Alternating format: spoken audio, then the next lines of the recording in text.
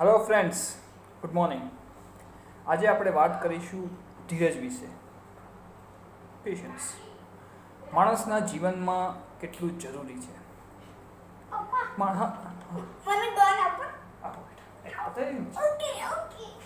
હા, તો ધીરજ, સિચ્યુએશનને કેવી રીતે હેન્ડલ કરવી એ વખતે ધીરજ તમને ખૂબ શું બેટા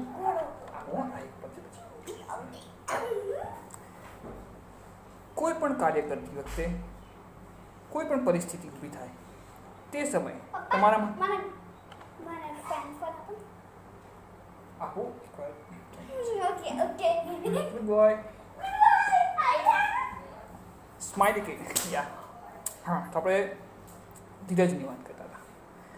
જીવનના દરેક પડાવ પર ધીરજ ખૂબ જ મહત્વનું છે. આપો આ પતી જાય પછી આપો. હા ચોક્કસ ઓકે. નાવ આ ફિનિશ કર બેટા. ધીરજ ખૂબ જ જરૂરી છે. કોઈ પણ નિર્ણય લેતી વખતે તમારું મન જો વ્યાકુળ હોય તો ધનુષ આપો.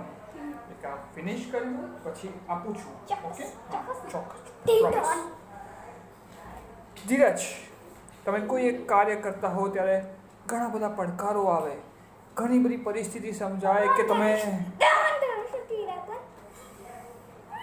બેટા એક કામ પતાવી દો પછી આપું છું. ઓકે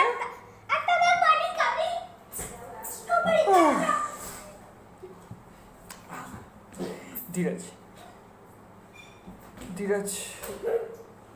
હા ધીરજ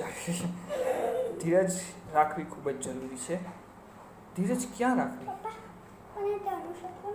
આપું છું બેટા, ધીરજની વાત પતવા દે પછી આપું છું.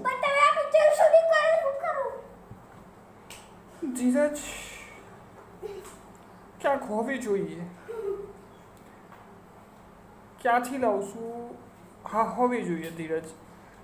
ઘણા પ્રયત્ન કરો બેટા. ધીરજ અરે તમારું ટોય તમને આપું છું. અત્યારે મને આ હટાવવાનો પ્લીઝ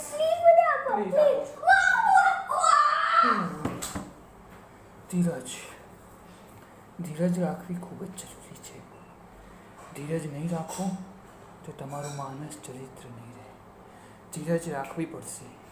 ધીરજ ક્યાં રાખશો? ધીરજ